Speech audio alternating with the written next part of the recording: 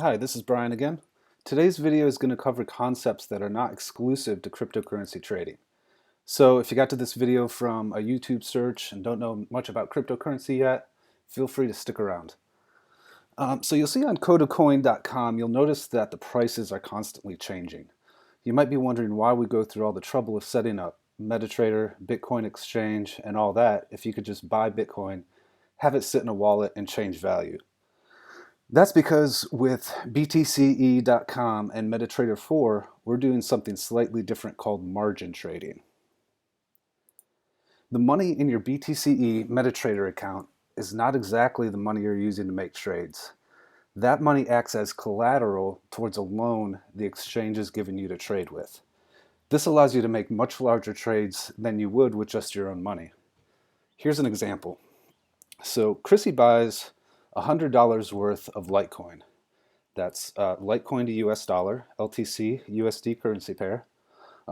She does that using $20 of her own money and $80 borrowed from the exchange.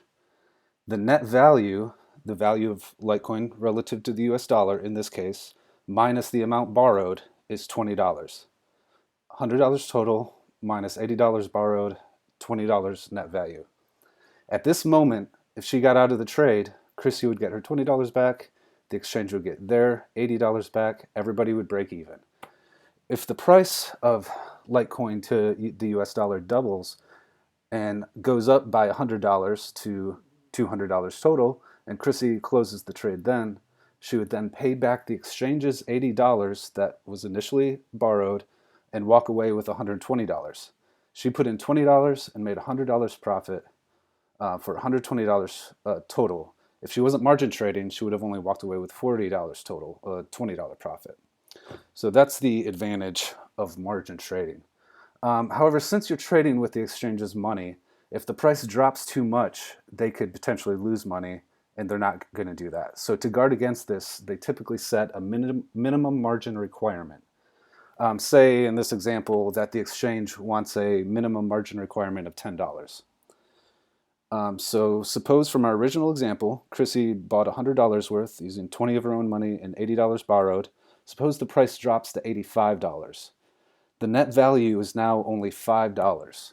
The previous net value of $20 minus the share's $15 price drop in price. The losses are going to come out of your money, not the exchange's money. So Chrissy is now below the minimum margin requirement of $10. She needs to increase this net value to $10 or more, either by selling the share or repaying part of the loan. Typically, though, in a real-world scenario, exchanges will just close you out of your trade and take their money back the second you hit that minimum margin requirement. So you probably wouldn't even get down to that $5. They'd close you out when you hit $10, if that was the minimum margin requirement set by that exchange. So this example is one kind of trade called margin buying.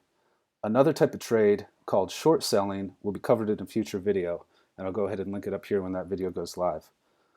The amount of money you're allowed to borrow from the exchange is determined by what is called the leverage. So you'll see in my btce.com account, these accounts have a leverage assigned to them. On some of these test accounts I have set up, the leverage is 3 to 1, meaning that for every $10 I put in, I can trade as if I had put in $30, and the exchange will loan me the rest.